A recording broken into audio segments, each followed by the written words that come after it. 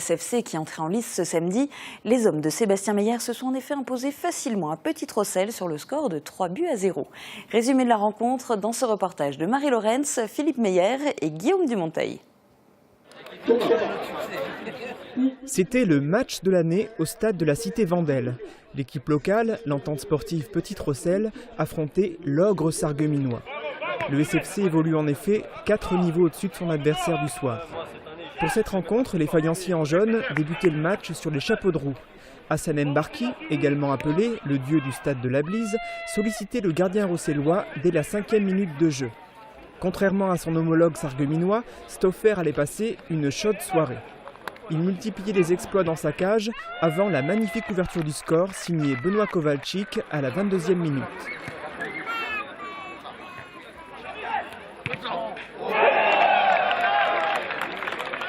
L'inévitable Hassan Mbarki faisait à son tour trembler les filets à la 32e.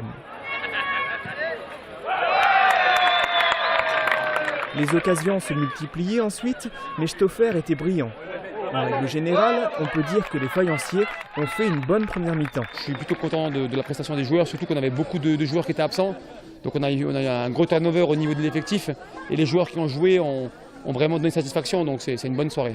En seconde période, les Rossellois se montraient davantage dangereux, mais pas assez pour inquiéter le portier sarregueminois.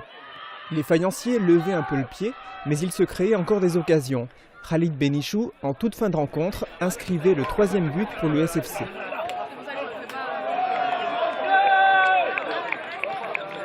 Match positif dans la mesure où on gagne sans prendre de but.